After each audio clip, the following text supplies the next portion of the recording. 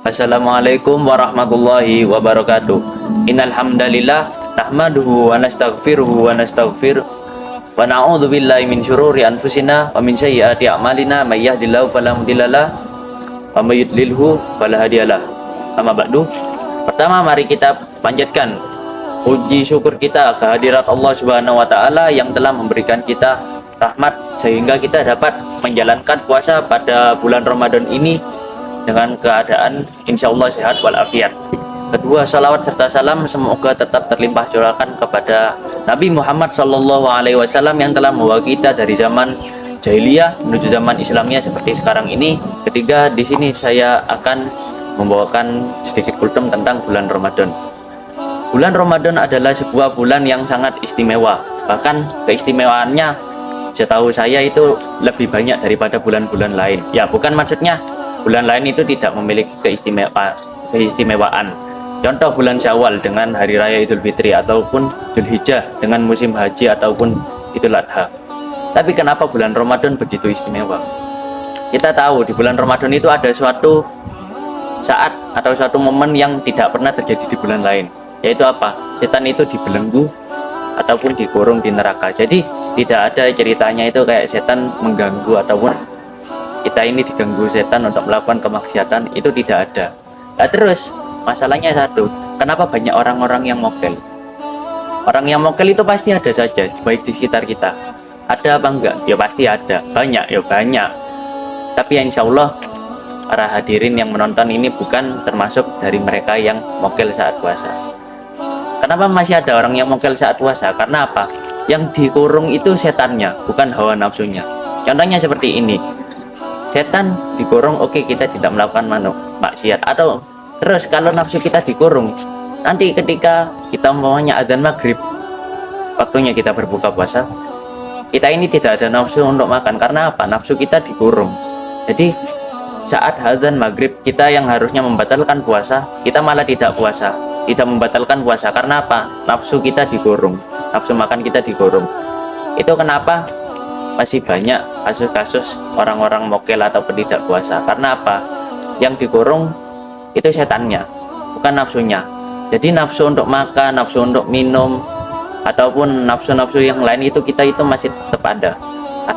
Ya karena apa? Karena itu ya tahu sendiri, seperti yang saya sebutkan tadi, kalau nafsu itu kita dikurung, kita itu buka puasa tidak mau, sahur tidak mau. Karena apa? Nafsu kita dikurung. Jadi kalau ada orang yang mokel ataupun yang lainnya alasannya tidak kuat puasa, alasannya kerja, ya itu wajar. Karena kita ini sekalipun berpuasa, setan dikurung, kita ini masih memiliki nafsu. Jadi orang yang bilang saya hilaf, saya digodain setan, orang setannya dikurung kok, otomatis setannya kan pasti mikirnya gini, loh, saya kan dikurung di neraka, kok bisa kamu bilang saya yang godain kamu? Kan tidak masuk akal gitu. Nah, itulah kenapa kita harus menjaga diri agar tidak terjerumus terhadap hal-hal yang bisa membatalkan puasa. Salah satunya adalah melewati tempat yang bisa membatalkan kita puasa. Contoh ya, kita jalan pulang dari kencang lewat warung es degan, kita usahakan kita tidak memperdulikan warung es degan tersebut. Karena apa? 30% kita fokus ke jalan, 60%-nya itu kita fokus ke warung es degan. Kita pikir, ya Allah seger banget ya, bisa minum es degan siang-siang panas gitu kan, enak minum es degan seger banget ya. Nah itu sebenarnya secara tidak langsung kita ini bisa membuat puasa kita batal walaupun cuma memikirkannya saja. Tapi ada suatu cerita ya, seorang mahasiswa Arab yang mahasiswa Indonesia yang sedang berkuliah ke Arab. Suatu kali dia itu berdiskusi tentang masalah puasa dengan teman-teman mahasiswanya yang dari Arab. Nah, waktu mereka berdiskusi cerita-cerita, si mahasiswa Arab itu bilang, kami kalau di Arab ini makan nasi itu tidak batal. Loh, si mahasiswa Indonesianya itu kaget, lah kok bisa? Orang kita kan seperti yang kita tahu ya, nasi itu kan nasi, makanan itu kan kalau kita makan kan batal. Nah, terus mereka kok bilang, bisa-bisanya bilang makan nasi itu tidak batal.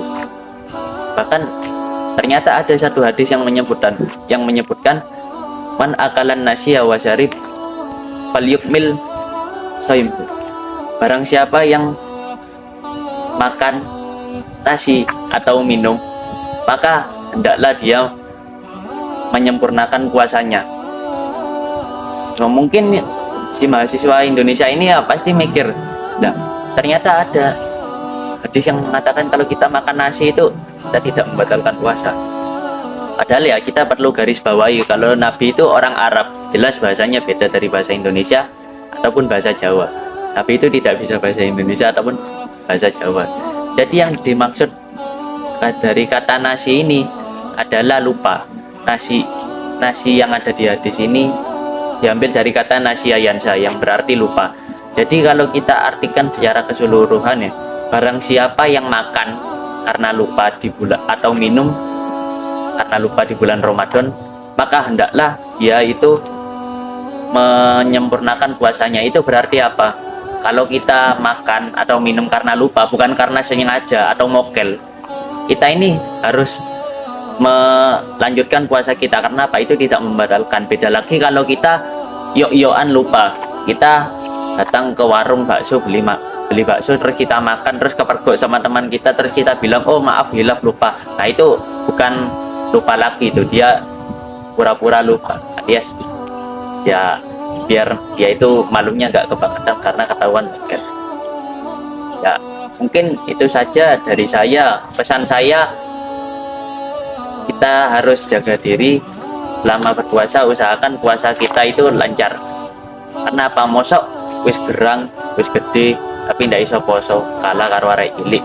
Kami perwakilan dari Pondok Pesantren Darul Falah atau MBS Mulia mengucapkan selamat menunaikan ibadah puasa tahun 1445 Hijriah. Nun wal qalami wa maisturun. Wassalamualaikum warahmatullahi wabarakatuh.